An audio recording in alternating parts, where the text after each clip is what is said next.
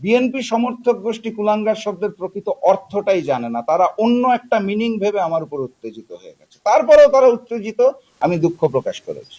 দেখুন, নিঃসন্দেহে আমি আপনাকে বলছি না যে অশ্লীল কোনো কার্যক্রম প্রচারণাটা কোনো সভ্য দেশের সভ্য কাজ।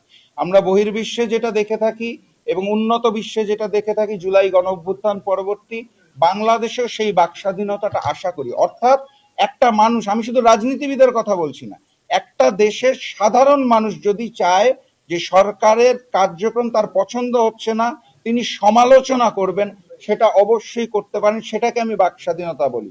অশ্লীল শব্দের কথা কিন্তু আমি এখানে একবারও মিন করিনি যে আপনার যা খুশি তাই বলবেন।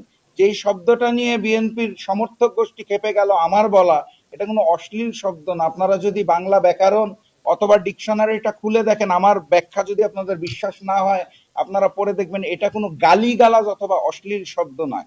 আমি আসলে সাংবাদিক সম্মেলনে বলতে চাইছি না, তারপরে অনেকেই বিএনপি সমর্থক গোষ্ঠী আমাকে ফোন দিয়ে যেই শব্দটা বলেছে, তারা আসলে কুলাঙ্গার শব্দের অর্থটা ভুল একটা শব্দ বুঝেছে এবং তারা ফোন দিয়ে আমাকে বকাঝকা করে বলে আপনি জনাব তারেক রহমানকে, মাননীয় প্রধানমন্ত্রীকে ওটা কেন বলেছেন, কি কেন বলছেন, এটা বলতে চাই না আমি, ওটা আসলে অশ্লীল শব্দ, ওটা বলিনি। আমার কাছে মনে হয়েছে বিএনপি সমর্থক গোষ্ঠী কুলাঙ্গার শব্দের প্রকৃত অর্থটাই জানে না, তারা অন্য একটা মিনিং ভেবে আমার উপর উত্তেজিত হয়ে গেছে। তারপরেও তারা উত্তেজিত, আমি দুঃখ প্রকাশ করেছি। অন্য মিনিং বলতে কি বোঝায় যদি আপনি বলতেন, কারণ আমি আমার শিক্ষাগত যোগ্যতায় যেটুকু পড়েছি এবং ডিকশনারিতে যেই শব্দগুলো দেখেছি, সেটার মূল মিনিং যেটা দাঁড়ায় সেটা আমি এখানে লিখিতভাবে সবাইকে বলে শুনিয়েছি।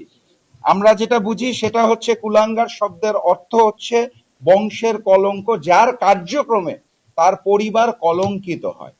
আমরা এটাই জানি, অন্য অর্থ কি আর কিছু আছে কিনা আমার জানা নাই। হুমকি হুমকি অনেক আগে থেকে পাই ভাই, অনেক আগে থেকে হুমকি মাথায় নিয়েই রাজনীতি করি, এটাই করে যেতে হবে, এটাই আমাদের কাজ। এটা বাংলাদেশের সকল রাজনীতিবিদ পায় বলে আমার বিশ্বাস। কেউ ঢালাও ভাবে প্রচার করে, কেউ করে না। আমি আসলে হুমকি পাচ্ছি, এটা প্রচার করে লাইমলাইটে আসার মানুষ না।